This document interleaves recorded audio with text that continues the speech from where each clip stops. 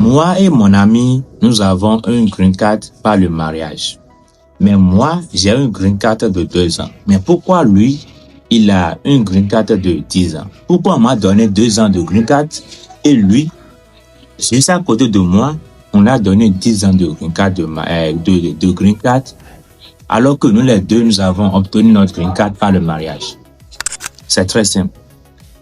Ça veut dire, le jour où USCIS, l'officier, l'immigration est en train d'approuver ma green card, mon mariage n'a pas encore fait 2 ans. C'est pour cela qu'ils m'ont donné une green card de 2 ans. Mais lui, son mariage a déjà fait 2 ans. C'est à cause de ça, on l'a donné une green card de 10 ans. C'est ça la différence. Maintenant, moi, je dois renouveler ma green card. Je dois le faire 90 jours avant l'expiration de ma green card. Je ne dois pas le faire avant et je ne dois pas le faire après. Si je veux le faire après, je dois donner des explications solides. Maintenant, les erreurs à éviter pour que lors du renouvellement, lors du processus du renouvellement de ma green card, pour que les gens ne me compliquent pas trop. Les erreurs à éviter. Première erreur, je ne dois pas me dire, bon, je peux faire les processus seul, je n'ai pas besoin de ma femme, je n'ai pas besoin de mon homme pour le faire. Se dire ça, c'est de me tromper. C'est comme si je me trompe moi-même.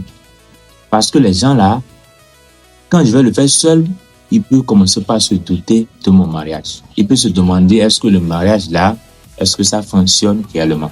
Donc, lors du processus, je dois le faire avec ma femme, je dois le faire avec mon homme. C'est très important. Deuxième erreur à éviter. Bon, nous, on n'a pas besoin de soumettre beaucoup de preuves. On n'a pas besoin de mettre beaucoup de photos. On ne doit pas se préparer beaucoup pour ça. Parce que notre mariage, c'est vrai, ce n'est pas un mariage faux. Vous vous trompez. Se dit, les gens ne vont pas nous compliquer parce que c'est un mariage vrai, vous vous trompez. Que le mariage soit faux ou vrai, vous devez vous préparer. Vous devez soumettre tout ce que vous avez à votre niveau. Tout. Compte bancaire, paiement, tous les bills, tous les photos, tout. OK? Troisième erreur à éviter.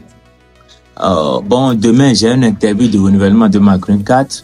Je n'ai pas besoin de me préparer pour aller là-bas. En fait, je suis dans un bon mariage, donc je n'ai pas besoin de faire là-bas. Quoi qu'en soit la question qu'ils vont me poser, je vais m'en sortir. Tu te trompes. Si tu te lèves comme ça, sans te préparer, et tu vas là-bas, ils vont te poser des questions sur ta propre maison. Et tu vas commencer par regarder en l'air comme ça. Or, si tu es devant l'officier, et tu commences par regarder en l'air, il se dit que quelque chose